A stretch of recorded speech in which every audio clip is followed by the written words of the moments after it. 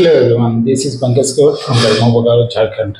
और आज की हमारी क्लास रहेगी surface prospecting. Surface prospecting for mining.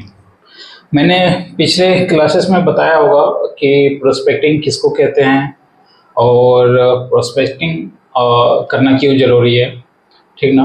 तो आज हम लोग प्रोस्पेक्टिंग के बारे में जानेंगे कि प्रोस्पेक्टिंग आखिर किस तरीके से किया जाता है और इसमें क्या क्या तरीका होता है। ओके, तो फर्स्ट ऑफ ऑल प्रोस्पेक्टिंग के बारे में कुछ आप बेसिक लाइंस तैयार कर लीजिए, जो कि मैं आपको लिखवा दे रहा हूँ। मैं खुद बोर्ड पे ना लिख के बस प्रोनाउंस कर रहा हूँ, आप प्लीज़ नोट डाउन कर लेना कॉपी पे। एक्चुअली बोर्ड पे लिखवाने से बहुत ज़्यादा टाइम टेकन लगता है, प्लस मेहनत भी होता है। तो जैसे ही डिजिटल बोर्ड आएगा उस समय सारे पीपीटी होंगे तो मैं डायरेक्टली समझा दूंगा, बट फिलहाल अभी के लिए आपको थोड़ा कष्ट करना होगा, ठीक है। तो सरफेस प्रोस्पेक्टिंग फॉर माइनिंग लिखना चालू कीजिए आप लोग। The goal of surface prospecting is to identify the area. The goal of surface prospecting is to identify the area where further exploration of mineral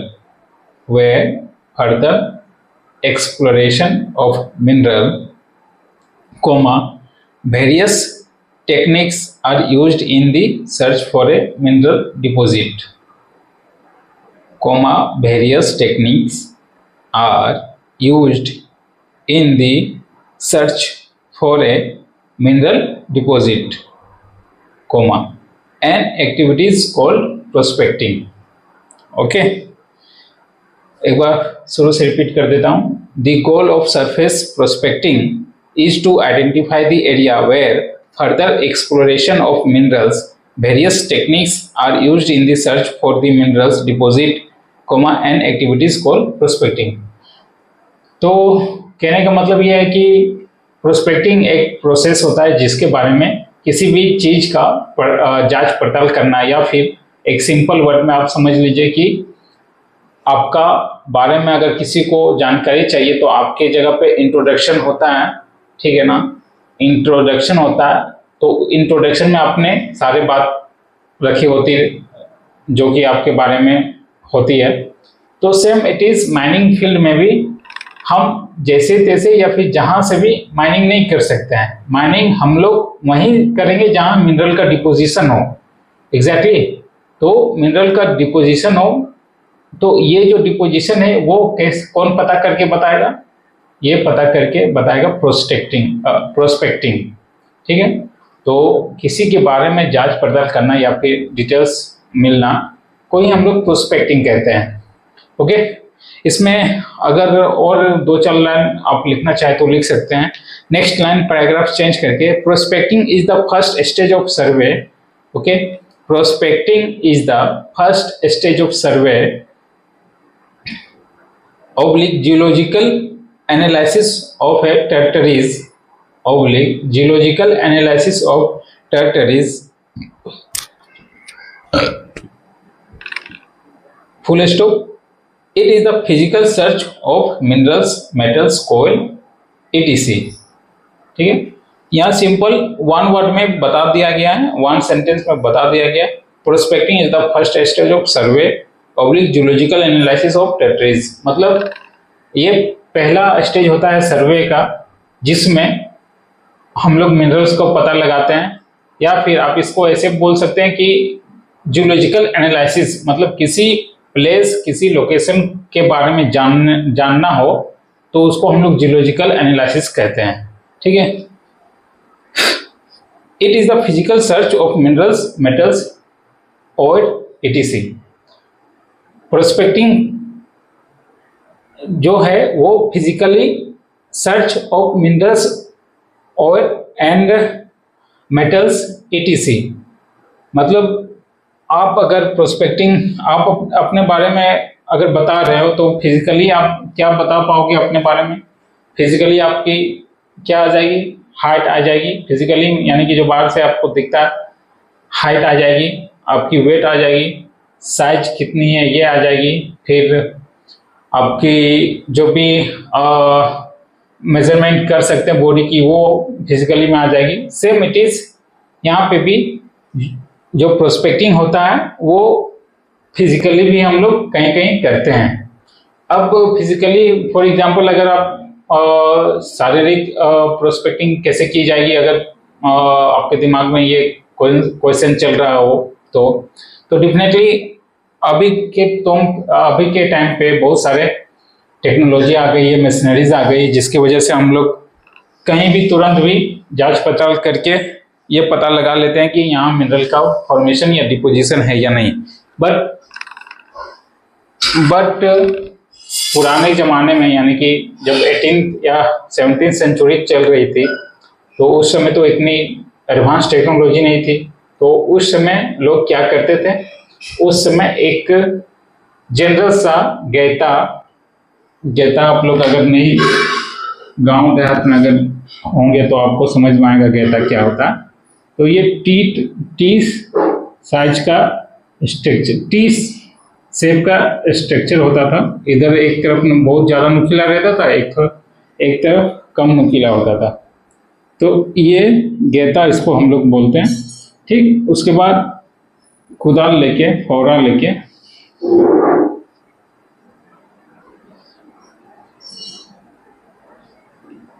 लेके हम लोग किसी मिट्टी या किसी जगह पे ऐसे फिजिकली कोड़ते थे। उसको कोड़ना यानी कि मतलब ये लोकल लैंग्वेज से कोड़ना होता है। कोड़ना को हम लोग क्या बोलेंगे, गड्ढे करना। ठीक है, तो फिजिकली हम लोग गैता और कुदाल लेके गड्ढे करते थे और मिट्टी को बाहर निकालते थे। इसी तरह करते करते लगभग 5 मीटर या 6 मीटर 3 मीटर के बाद थोड़ी बहुत हमें मिट्टी की जो फॉर्मेशन होती है, जहाँ पे कोयला का डिपोजिशन हो, वहाँ थोड़ी बहुत हमें पहले मालमा मिलता है। मालमा मतलब मिक्सचर ऑफ, आप कोयल बोल सकते हैं, mixture of coal and soil. तो उससे लोगों को कंसेप्ट आया होगा कि भाई यहाँ थोड़ी मिट्टी काली है और थोड़ी कोयले जैसी या फिर समथिंग लग रही है। तो और धीरे धीरे उन्होंने कोड़ना चालू किया, यानी कि और डिगिंग करना चालू किया। जैसे जैसे वो डीप आते गए, ये आपकी सरफेस हो गया। एक मैन यहाँ स्टार्ट किया गड्ढा करना, तो ये गड्ढा इस तरह का हो गया। इसमें कुछ मालमा निकला, coal of mixture of coal and soil. Then after फिर ये गड्ढा नीचे गया, तो यहाँ से पता चला कि कोयले का फॉर्मेशन आ गया। ठीक है, तो ये बंदा कैसे पता लगाया कोयले का फॉर्मेशन आया, तो कैसे पता लगाया, ऐसे फिजिकली वर्क करके पता लगाया। और फिजिकली वर्क कैसे किया, गैता और कुदाल से। तो इन्होंने जो पता लगाया कि भाई यहाँ कोयले का फॉर्मेशन है, इसको और डीप करेंगे तो जहाँ तक कोयले का फॉर्मेशन है वहाँ तक ये जाएगा, और जितनी इसकी कैपेसिटी या फिर जितना इनको सहूलियत होगा काम करने में, उतना तक वो डीप लेके जाएगा और एक्सट्रैक्शन करेगा। तो कहने का मतलब है कि पुराने ज़माने में अगर टेक्नोलॉजी नहीं थी तो कहीं ना कहीं वो या फिर पुराने ज़माने के लोग इसी तरह कोयले का एक्सट्रैक्शन करते थे, इसी तरह फिजिकली वो पता लगाते थे। ठीक ना, तो ये एक एग्जाम्पल हो गया फिजिकली पता लगाने का। ठीक, तो इसके बाद और अगर पॉइंट्स उसमें लिखना चाहते हैं तो आप लिख सकते हैं, prospecting ensure about the occurrence of minerals. Prospecting क्या कहता है, ensure about the occurrence of minerals. Prospecting के द्वारा ही हमें पता चलता है कि यहाँ मिनरल्स का ऑकरेंस है या नहीं। Where details about the geology, assay value and quantities of the minerals are found in exploration। ठीक है, ये तो पता लगाया कि यहाँ पे कोयले का फॉर्मेशन यानी कि आ चुका है। तो ये जो कोयला का फॉर्मेशन है, ये कोयला का फॉर्मेशन कितना क्वांटिटीज में, कितना एरिया में, कितना डायमेंशन में है, क्वांटिटीज, एरिया, डायमेंशन और भी जो हमें डिटेल्स मिलती है, यानी कि पूरी जो डिटेल्स मिलती है, इन सभी को वन वर्ड में क्या कहा गया है? एक्सप्लोरेशन। एक्सप्लोरेशन, ठीक है, मैंने पहले भी बता गया। तो प्रोस्पेक्टिंग हमें जांच पड़ताल हो गया कि भाई यहाँ कोयला का संभावना है, ठीक है। अब एक्सप्लोरेशन क्या कहता है कि एक्सप्लोरेशन करता है कि उसमें कितनी क्वांटिटीज का कोयला है, क्या कैटेगरीज है और क्या उसका डायमेंशन लेंथ यानी कि कितनी लंबाई तक स्ट्रेटा है। ये सारे वर्क कौन करता है? ये सारे वर्क एक्सप्लोरेशन करता है, ठीक है। तो वही सेंटेंस यहाँ लिखा गया है, एक बार रिपीट कर दे रहा हूँ। Prospecting ensure about the occurrence of minerals where details about the geology, access, value and quantities of the minerals are found in exploration. Okay, तो ये सरफेस ऑफ प्रोस्पेक्टिंग की कुछ सेंटेंस रही, कुछ बातें रही। अब हम लोग चलेंगे प्रोस्पेक्टिंग के कितने मेथड होते हैं और किस तरह से हम लोग पता लगाते हैं। तो पहला मेथड तो हम लोग यहाँ देखिए फिजिकली वर्क करके। अब हम लोग बाय थ्योरेटिकल पेपर क्लियर के वजह से अब हम लोग सेंटेंस बाय सेंटेंस देखेंगे या फिर रीड करेंगे। तो डेफिनेटली प्रोस्पेक्टिंग के कितने मेथड होंगे? प्रोस्पेक्टिंग की डायरेक्टली आप सिंपल कह सकते हो सर, एक डायरेक्ट मेथड होगा और एक इनडायरेक्ट मेथड होगा। डायरेक्ट मेथड में कैसे हो सकता है भाई प्रोस्पेक्टिंग? डायरेक्ट मेथड में कौन कौन सी स्टेज या स्टेप आ जाएंगे? तो जो गेता लगा के हमने डिगिंग किया तो वो तो डायरेक्ट मेथड हो गया, ठीक ना। और क्या इसमें कर सकते हैं? ट्रेंचिंग करके भी आप कर सकते हैं। ट्रैक्टर अगर आपने हल जोतते हुए ट्रैक्टर को देखा होगा तो नुकीला टाइप का रहता है, वो निकला हुआ पीछे, जिससे खेत जुतती है। तो यहाँ भी आप सेम कर सकते हैं कि मिट्टी को निकाल के आप जो प्रोसेस होता है उसको हम लोग ट्रेंचिंग कहते हैं। तो ट्रेंचिंग डायरेक्ट में हो गया। और अगर आप सोचेंगे सर और क्या एग्जाम्पल हो सकता है, तो और एग्जाम्पल आप डायरेक्ट में देख लो कि बोरिंग। अगर आप बोरिंग करते हैं, यानी कि अगर आप जेट पंप या कोई पंप अपने घर में वाटर सप्लाई यानी कि वाटर लेने के लिए धरती से, तो आप बोरिंग करते होंगे।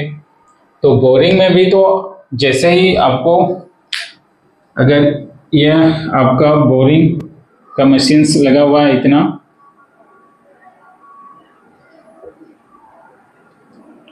और यहाँ से ये बोरिंग मशीन्स जो भी है, ठीक है, यहाँ से आप बोरिंग कर रहे हो तो डेफिनेटली आपको स्टार्टिंग में येलो कलर की पानी देखने को मिलेगी। इट मीन्स येलो कलर की ये पानी क्यों देखने को मिल रही है? क्योंकि भाई यहाँ तक का जो फॉर्मेशन है वो मिट्टी का है, इसलिए येलो कलर की जैसे जैसे आप डीप जाएंगे तो आपको देखने को मिलेगा। यहाँ से आपको थोड़ा मतलब थोड़ा ब्लैक वाटर टाइप को देखने को मिलेगा, जिसको कंटामिनेटेड वाटर आप बोल सकते हैं। फिर एग्जैक्टली अगर आप सेडिमेंट्री रॉक्स को क्रॉस कर देंगे तो आपको यहाँ से फाइन वाटर बॉडीज मिल जाएंगे और आपको यहाँ से फाइन वाटर मिल जाएगा, वाटर बॉडीज।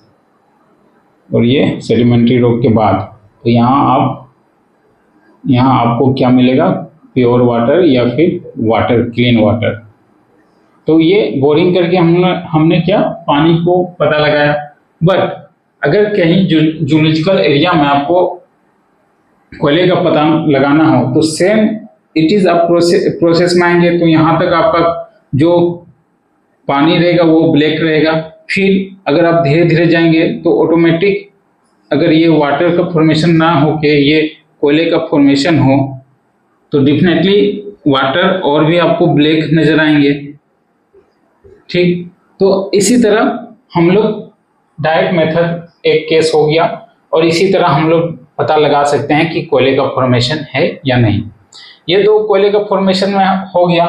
अब सर आप सोचेंगे सर कि मेटल का फॉर्मेशन फिर कैसे पता लगाते हैं? मेटल का फॉर्मेशन भी सेम इट इज, मेटल का फॉर्मेशन भी सेम इट इज। स्टार्टिंग में आपको सोइल वाटर मिलेंगे, फिर देन आफ्टर थोड़ी बहुत आयरन ओर्स वाटर मिलेंगे, आयरन वाटर मिलेंगे, जो कि अगर आप कहीं माइंस में या फिर कहीं देखिएगा तो ये जो वाटर रहता है थोड़ा येलोविश टाइप कलर में रहता है, येलोविश कलर में रहता है। कभी कभी ये येलो प्लस रेड कलर में निकलता है। तो ऐसे जो कलर्स निकलने के साथ आपको पता चले कुछ कलर में चेंजिंग है, तो डेफिनेटली आप डाउट कीजिएगा कि यहाँ पे कोई मेटल्स का फॉर्मेशन है। दैट्स वाई आपका जो पानी का कलर है वो चेंज हो गया। तो ऐसे हम लोग पता लगाते हैं मिनरल्स का। और ये अब एग्जांपल किस में जाएगा? ये एग्जांपल जाएगा डायरेक्ट मेथड में। अगर आप सोचेंगे सर डायरेक्ट मेथड तो ठीक है, समझ में आ गया, इनडायरेक्ट मेथड में सर कैसे और क्या क्या हो सकता है? इनडायरेक्ट मेथड में सर कैसे और क्या क्या हो सकता है? तो जैसे हम लोग इसमें डायरेक्ट मेथड में फिजिकली और बहुत सारा टेक्निक लगाया, अंदाजा लगाया, तो हमें पता चला। बट इनडायरेक्ट मेथड में आपको क्या करना होगा? इनडायरेक्ट मेथड में जैसे आप सोच सकते हो कि कोई सेंसर्स, अगर आप कोई मूवीज देखे होंगे तो उसमें बम डिटेक्टर सेंसर रहता है, जिससे पता लगाया जा सकता है कि बम है या नहीं, टी जो आवाज करती है। तो सेम इट इज यहाँ भी सेंसर्स डिटेक्टर होता है, जिससे हमें मेटल्स का पता चलता है। ठीक, फिर इसके बाद आप क्या उसको बोलते हैं, एक रे आता है जिसको आप अल्ट्रा रेड, कोई एक रे आता, मैं जस्ट 1 मिनट, रिमोट सेंसिंग से भी आप पता लगा सकते हैं कि मेटल्स की फॉर्मेशन है या नहीं बिलो द ग्राउंड। फिर सिस्मिक वेव, हाँ ये मैं बोल रहा था, seismic wave, Rutherford models atomic structure में अगर आप पढ़े होंगे तो उसमें देखिएगा क्या कहता है Rutherford atomic structure of metals में, या फिर मेंडुला, रदरफोर्ड या मेंडुला जो भी है। तो उन्होंने क्या किया था कि एक अल्ट्रा वायलेट रे या एक प्लेन गामा रे लिया था, गामा रे लेके कोई मेटल्स बॉडी में इन्होंने पास करवाया। तो एक रे यहाँ डायरेक्टली स्ट्रेट पास हो गई, फिर यहाँ पे जैसे मेटल्स में टच की, ये थोड़ा सा बेंड किया और ऐसे पास हो गया। फिर इसका जो सेंटर पॉइंट आया, तो सेंटर पॉइंट आके वो उसी लाइन में वो फिर से रिवर्स हो गया, फिर इसके नीचे ये पास करवाया तो ये थोड़ा बेंड हो गया। तो इससे ये साबित होता है या फिर पता चला कि जो मेटल्स बॉडी है इसके अंदर में कुछ तो है, जिसके कारण ये फिर से जैसे गया वैसे वापस आ गया। तो इसी के तो हम लोग न्यूक्लियस कहते हैं। बाद में पता लगा कि ये न्यूक्लियस के कारण होता है, ठीक ना। सेम इट इज, अगर मेरा यहाँ मेटल का फॉर्मेशन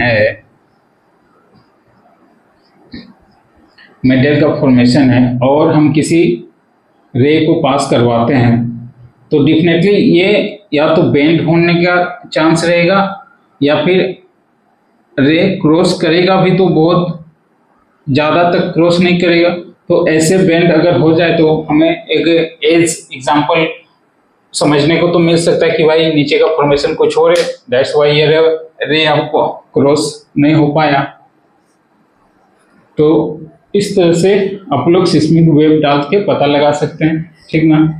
ये आपका हो गया इनडायरेक्ट मेथड। और क्या, और इनडायरेक्ट मेथड में क्या आएंगे कि अगर किसी जियोलॉजिकल एरिया को आप सॉइल ले लीजिए या फिर वहाँ के चट्टाने को ले लीजिए और लैब में जाके टेस्टिंग कीजिए, आपको सारा टेस्टिंग के थ्रू से सारे सीरीज पता चल जाएंगे कि कौन सा टालचल सीरीज है, या फिर गोदवाना लैंड है, या फिर कौन सा मटेरियल, कौन सा ईरा या एज में बना हुआ है, तो उससे आपको पता चल जाएगा कि भाई कोयले का जो फॉर्मेशन हो ज़्यादातर हुआ वो गोंडवाना एज के थ्रू में ही हुआ, यानी कि गोंडवाना पीरियड में ही हुआ।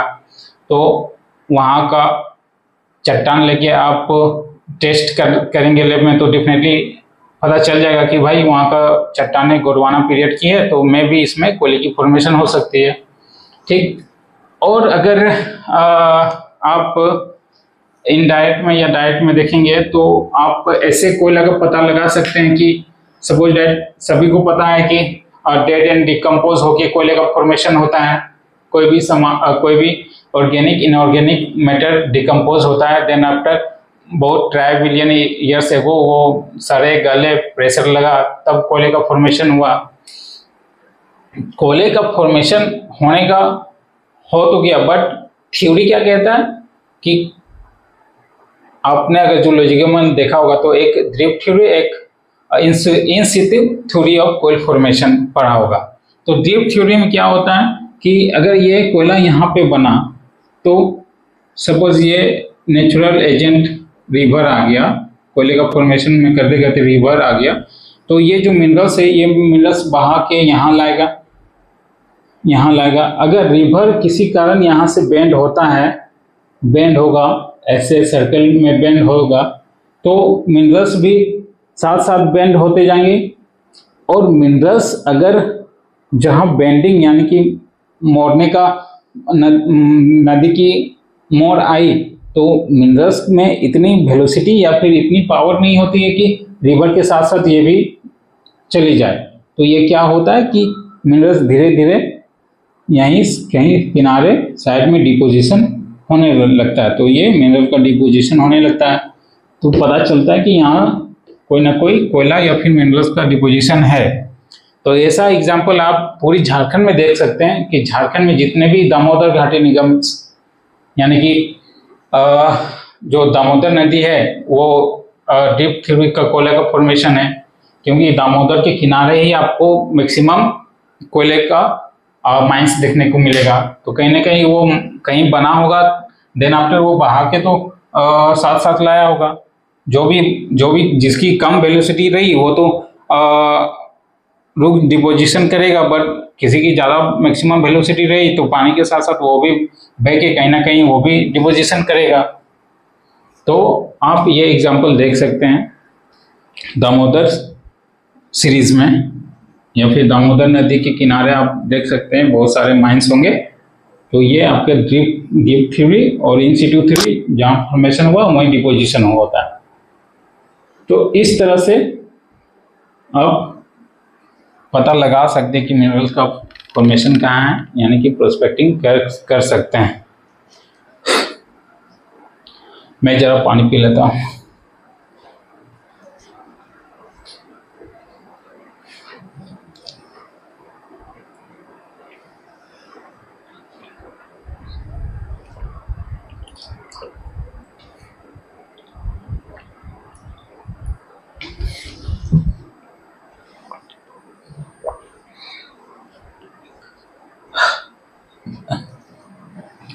तो चलिए अब प्रोस्पेक्टिंग का मेथड देखते हैं, ठीक ना। तो मेथड में पहला आ जाएगा डायरेक्ट मेथड और इनडायरेक्ट मेथड। डायरेक्ट मेथड, दूसरा इनडायरेक्ट मेथड।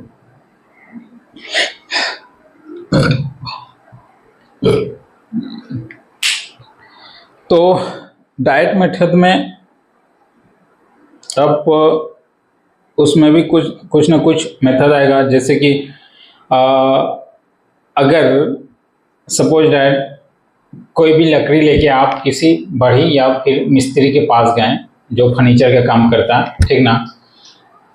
आप कम से कम 5 या 10 तरीके के लकड़ी लेके जाइए कि सर ऐसा ऐसा है, हमको फर्नीचर बनवाना है। तो वो फर्नीचर वाले मिस्त्री यानी कि बढ़ई क्या करता है कि लकड़ी को देखते ही वो लकड़ी का नाम बता देगा कि भाई ये नीम की लकड़ी है, ये आम की लकड़ी है, ये कटहल की लकड़ी है, सागवान की है, साल की है, ये बता देता है। कैसे?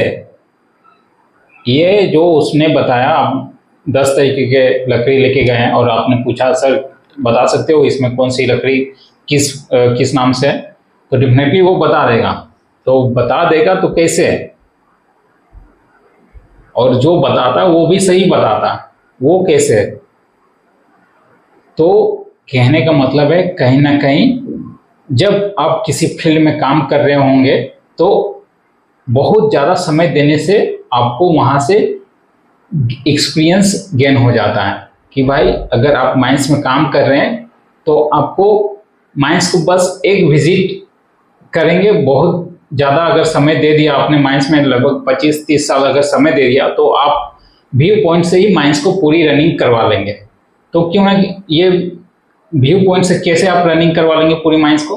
क्योंकि आपने इतना एक्सपीरियंस गेन कर लिया, इतना समय गुजारा उसमें कि आपको नीचे जाने का या फिर फेस में जाने का दरकार नहीं होता है।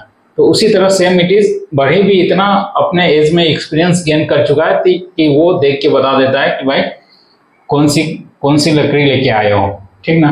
तो ये क्या हो गया, एक तरह से ये भी आपका मेथड हो गया। और ये मेथड किस में जाएंगे? डायरेक्ट मेथड में। तो एज ए यहाँ एक्सपीरियंस गेन हुआ तब आप बता पाए, बट माइनिंग के या फिर टेक्निकल लैंग्वेज में हम लोग इसको क्या लिखेंगे? हम लोग इसको लिखेंगे आउटक्रॉप आइडेंटिफिकेशन। तो पहला हम लोग का डायरेक्ट मेथड में आ गया आउटक्रॉप आइडेंटिफिकेशन। आउटक्रॉप आइडेंटिफिकेशन, मैं आइडेंटिफिकेशन नीचे लिख देता हूँ क्योंकि बहुत इसमें मेथड आएंगे, ब्लैक बोर्ड व्हाइट बोर्ड में जगह नहीं होगा। Outcrop identification, okay. Outcrop identification से आप क्या समझते हैं? जिस तरह मिस्त्री वो देख के बता दिया, यानी कि बढ़ी देख के बता दिया कि भाई ये कौन सी लकड़ी लेके आया हो, ठीक ना। तो इसी तरह इतनी एक्सपीरियंस किसी बंदे के पास हो जाता है कि वो बाहरी स्ट्रक्चर देख के, यानी कि किसी ओपन इन्वायरमेंट में आप लेके चले जाओ तो वो बता देगा कि भाई यहाँ का कोयले का फॉर्मेशन है या नहीं है। डेफिनेटली वो बता देगा क्योंकि उनके पास इतना एक्सपीरियंस हो जाता है। अब ये एक्सपीरियंस किस में आएंगे भाई? तो हम लोग तो माइनिंग इंजीनियरिंग है, तो माइनिंग इंजीनियरिंग क्या बता पाएंगे किसी ओपन फील्ड या किसी ग्राउंड में कि यहाँ कोयले का फॉर्मेशन है या नहीं? तो कौन बता सकते हैं? तो ऐसे जो आउटक्रॉप आइडेंटिफिकेशन है ये कौन करते हैं? जूलॉजिस्ट करते हैं। जूलॉजिस्ट, जो जूलॉजिस्ट होंगे वो डेफिनेटली बता देंगे, जियोलॉजिस्ट वो डेफिनेटली बता देंगे कि यहाँ का फॉर्मेशन कैसा है और क्या इसमें मिनरल्स है या नहीं, ठीक ना। तो जूलॉजी वाले ये डेफिनेटली बता देंगे। मैं इंक थोड़ा डाल लेता हूँ।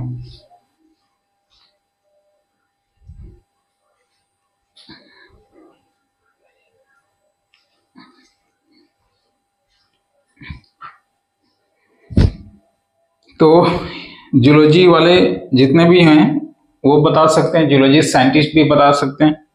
तो ये बाहरी मतलब आउटक्रॉप आइडेंटिफिकेशन के एग्जाम्पल हो गए, ठीक। अब इसी में एक और मेथड आएगा, जूलॉजिकल मैपिंग। जूलॉजिकल मैपिंग, अब भाई पूछोगे जूलॉजिकल मैपिंग क्या होता है?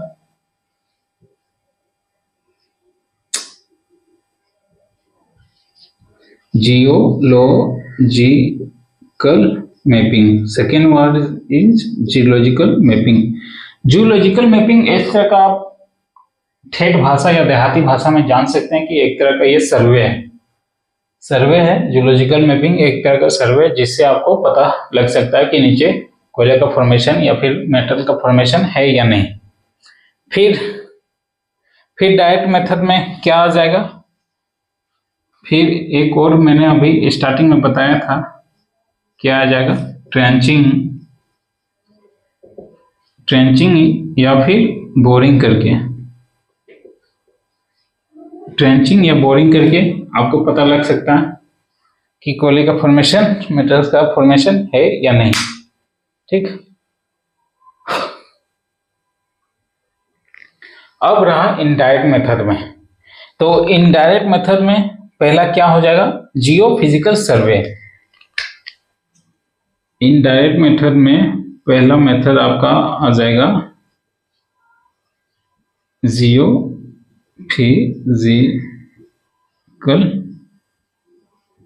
सर्वे। ठीक है, फिर इसके बाद आपका जियोकेमिकल सर्वे,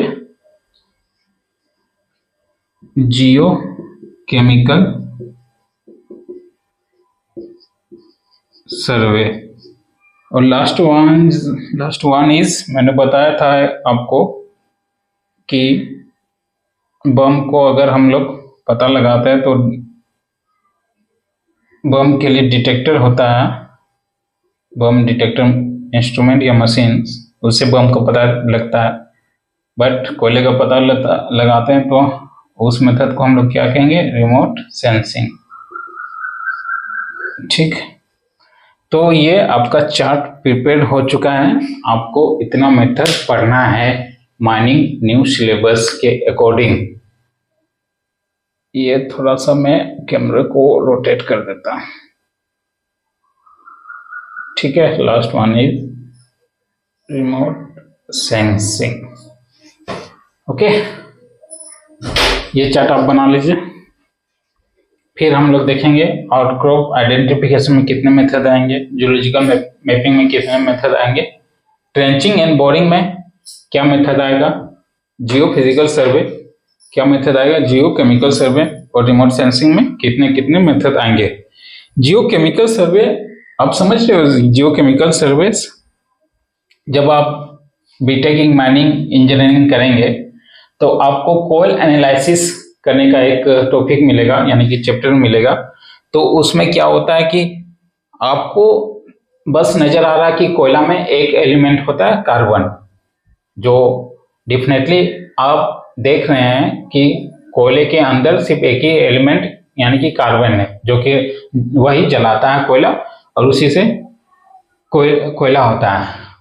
तो आप अगर और डीपली स्टडी करेंगे तो आपको पता चलेगा कि कोयले में सिर्फ कार्बन नहीं, कार्बन के साथ साथ ऐसे 17 एलिमेंट और पाए जाते हैं। किसी 17 एलिमेंट पाए जाते हैं, किसी 15 में, किसी 23, हार्डली 25 एलिमेंट तक कोयले में मिलती है। अब आप पूछेंगे सर कोयले में एलिमेंट 25 एलिमेंट में रहती है कि हाँ भाई 25 एलिमेंट यानी कि मेटल्स होते हैं। तो पहला मेटल्स या एलिमेंट क्या आ जाएंगे कि कोयले में सल्फर भी पाया जाता है। और सल्फर अगर किसी कोयले में सल्फर ज्यादा है तो वो कोयला नहीं पत्थर बन जाता है, मतलब हार्डनेस उसमें ज्यादा आ जाती है। जैसे आप पीट देख लो, पीट में कोयल कार्बन की मात्रा कम होती है, सल्फर ज्यादा रहती है पीट और लिग्नाइट में, ठीक ना, जिसके वजह से उतनी बेहतर क्वालिटी वो कोयले की नहीं होती है। बेहतर क्वालिटी किस में होती है, जिसमें कार्बन ज्यादा रहे। तो कार्बन ज्यादा किस में रहता है, एंथ्रासाइट एंड बिटुमिनियस में। ओके, तो पहला सल्फर आ गया। उसके बाद और क्या एलिमेंट आ सकता है, तो एस फॉर्मेशन, एस मतलब एक्स, इसको आप क्या प्रोनाउंस करेंगे, एस या एस, ठीक। तो इसका मतलब क्या होता है, राग। कोयले के जलने के बाद कितना मात्रा में राग निकलता है, ये एक आ गया, ठीक। इसके बाद और क्या, कार्बन कितने टाइप में कार्बन है, यानी कि कार्बन की कितनी कैटेगरी है सर कोयले में। फिर वोलेटाइल VM, वोलेटाइल मॉइस्चर, जिसको वोलेटाइल मॉइस्चर बोलते हैं, ठीक। फिर और वोलेटाइल मॉइस्चर के बाद फॉस्फोरस भी समथिंग नहीं, फॉस्फोरस नहीं रहता, ठीक ना। तो इस तरह का बहुत सारे 17 से 23 एलिमेंट होते हैं, जो कि मैं नाम थोड़ा भूल रहा हूँ, बट थोड़ा रिमाइंड कर लेता हूँ मैं भी। तो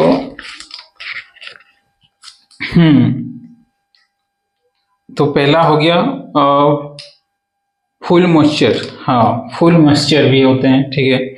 उसके बाद वोलेटाइल मॉइस्चर होता है, फिर फुल कार्बन, फिर एसपी मतलब स्पेसिफिक ग्रेविटी, फिर CSN कार्बन सी कैनन, ठीक। उसके बाद LTGK, GCV यानी कि gross calorific value, CSR RCI HGI high, इसके बाद M10, फिर M40। उसके बाद एक और एलिमेंट है इसमें सिलिकॉन SiO2 सिलिकॉन ऑक्साइड, जिसको हम लोग रेड ऑक्साइड के नाम से जानते हैं। फिर कैल्शियम ऑक्साइड भी होता है इसमें, मैग्नीशियम ऑक्साइड भी होता है, फिर फास्फोरस भी होता है। हाँ, फास्फोरस भी होता है। तो कहने का मतलब है कि ये आपको तब पता चलेगा जब आप इसको लैब में ले जाके टेस्ट करेंगे। ऐसे ही आप अगर बाहरी को और देखेंगे तो कोयले नजर आएंगे, लेकिन जैसे ही आपने लैब ले जाके या तो सिफमर या फिर CMPDI में जाके चेक करेंगे तो आपको इतने तरह के एलिमेंट या फिर मेटल मिलेंगे। तो ये आ जाएगा किसमें, जियोकेमिकल सर्वे, ठीक है। तो कोयले का फॉर्मेशन किसी जगह पे है या नहीं, तो वहां का मिट्टी उठा लीजिए या फिर वहां का रॉक्स या चट्टान उठा लीजिए थोड़ा सा, और जियोकेमिकल प्रोसेस के थ्रू आप उसमें पता लगा सकते हैं कि वो मिट्टी कितने पीरियड में बनी है, वहां का रॉक का फॉर्मेशन किस टाइप का है। तो इससे आप अंदाजा लगा सकते हैं कि हाँ भाई कोयले का फॉर्मेशन है या नहीं। तो ये प्रोस्पेक्टिंग हो गया, प्रोस्पेक्टिंग के मेथड हो गए। तो ऊपर में लिख दीजिएगा यहाँ पे मेथड ऑफ प्रोस्पेक्टिंग। ये तो आपका हेड टॉपिक हो गया, सरफेस प्रोस्पेक्टिंग फॉर माइनिंग। यहाँ पे आपका आएगा मेथड ऑफ प्रोस्पेक्टिंग। तो direct method, indirect method, indirect में इतना, डायरेक्ट में इतना। अब ये सब सारे हम लोग को डील करना है, ठीक है, ये सारे डील करना है। तो आज की क्लास यहीं तक रखते हैं। जियोफिजिकल, हाँ सर्वे, आज की क्लास यहीं तक रखते हैं। नेक्स्ट क्लास हम लोग इसमें बारीकी से एक एक करके डील करेंगे। फिर सिलेबस में आपका है surface prospecting for mining and choice of locality. Okay, surface prospecting for mining and choice locality. हम लोग इसका मतलब थोड़ा व्यू दे देता हूँ इस टॉपिक में। अगर आप कोयले का फॉर्मेशन पता लगाना है तो जैसे तैसे ऐसे ही हम लोग कहीं नहीं बोरिंग या फिर प्रोस्पेक्टिंग करते हैं, वहाँ की सारे रीडिंग स्ट्रक्चर जियोलॉजिकल एनालिसिस करते हुए किसी जगह पे हम लोग काम करते हैं। Otherwise waste of time, waste of money हो जाएगा, वेस्ट ऑफ मैन पावर भी हो जाएगा, ठीक ना। सपोज डायरेक्ट अगर इस यहाँ पे ये सरफेस है, आप यहाँ बोरिंग किए, पता चला कि यहाँ कोई मटेरियल फॉर्मेशन है ये नहीं है, यानी कि कोयले का फॉर्मेशन नहीं है, तो ऐसे जगह में आप waste of money, waste of power, waste of time हो जाएगा। तो इसके लिए आपको पहले क्या करना होता है, पहले साइट सिलेक्शन करना होता है कि ये साइट एग्जैक्टली मिनरल का फॉर्मेशन वाला साइट है या नहीं। तो इसी के बारे में हम पढ़ेंगे, ठीक है। इसमें कितने मेथड होंगे ये भी देखेंगे।